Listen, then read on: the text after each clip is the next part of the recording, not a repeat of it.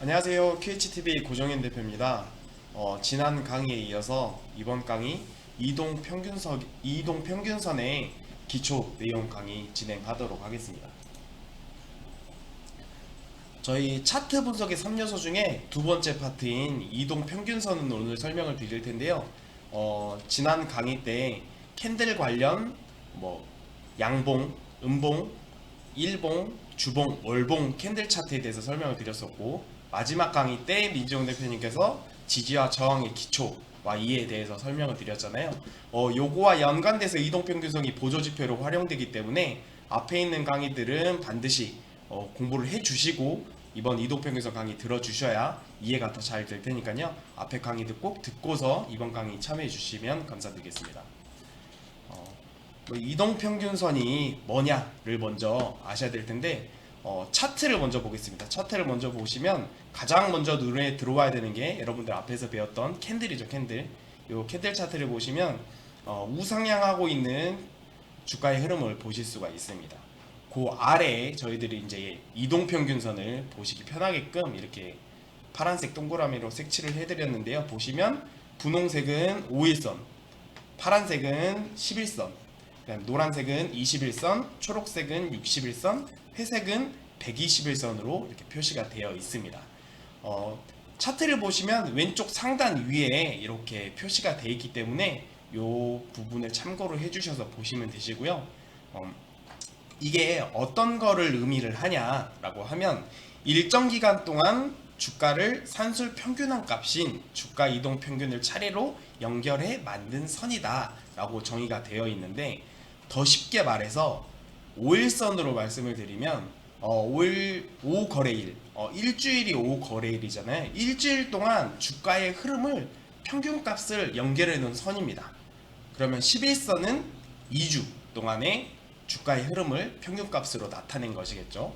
그리고 21선 같은 경우는 한 달, 61선은 분기, 121선은 6개월인 반기의 평균값을 이어놓은 선이라고 보시면 됩니다.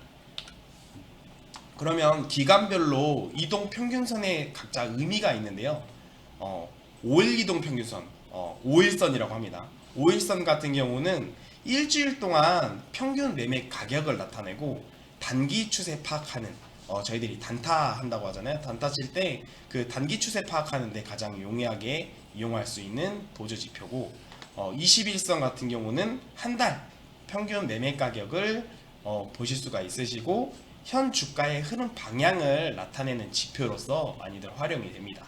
그 다음 61선의 경우 3개월 동안 분기잖아요. 3개월이 분기이기 때문에 추세 전환을 파악하는 데 지표로 많이 활용이 되고요.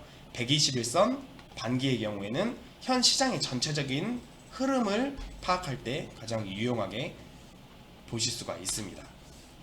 그래서 이 이동평균선이 어떻게 배열이 되느냐에 따라서 크게 두 가지로 보실 수가 있으신데, 첫 번째로는 이 정배열이라고 하면 5일선, 11선, 21선, 61선, 121선이 차례대로 이렇게 순서대로 나열되어 있는 것을 정배열이라고 합니다. 이렇게 정배열로 나타나게 되려면 일단은 첫 번째로 상승 추세에 있는 주가여야 되겠죠.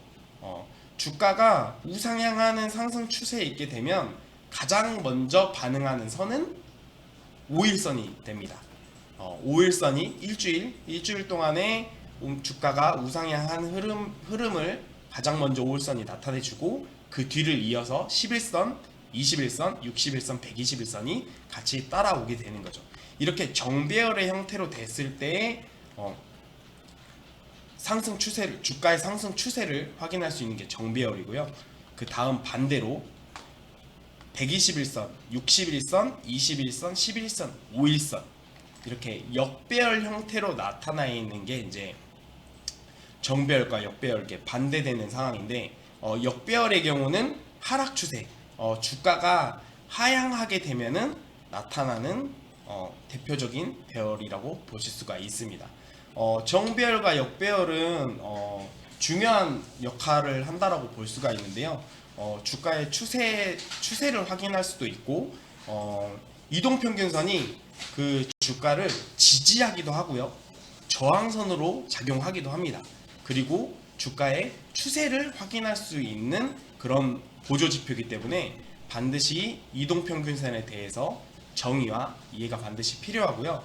회원분들이 가장 많이 착각을 하시는 게 이 정배열은 좋다, 또 역배열은 좋지 않다라고 이렇게 판단을 하셔서 매매를 하시는 분들이 있으신데 그 판단은 굉장히 좋지만은 않습니다. 그 판단은 굉장히 좋지만은 않고 그 부분에 대해서는 다음 시간에 크로스 부분에 대해서 제가 왜 좋지 않다라고 말씀을 드리는 건지에 대해서는 다음 시간 때 말씀을 드리고, 이번 시간에는 회원분들께서는 이동평균선의 정의, 이동평균선이 뭐냐, 어떤 보조지표냐 인 거를 확인해 주시고, 그 다음에 각 이동평균선 5일선, 21선, 61선, 121선이 의미하는 게 무엇이냐, 그 다음 정배열과 역배열은 어떤 형태인지를 정확하게 이번 시간에 파악을 하시고, 또 다음 시간 때 저희가 크로스에 대해서 설명을 해드리면서 또 이동평균선에 대해서 자세하게 설명드리도록 하겠습니다. 감사합니다.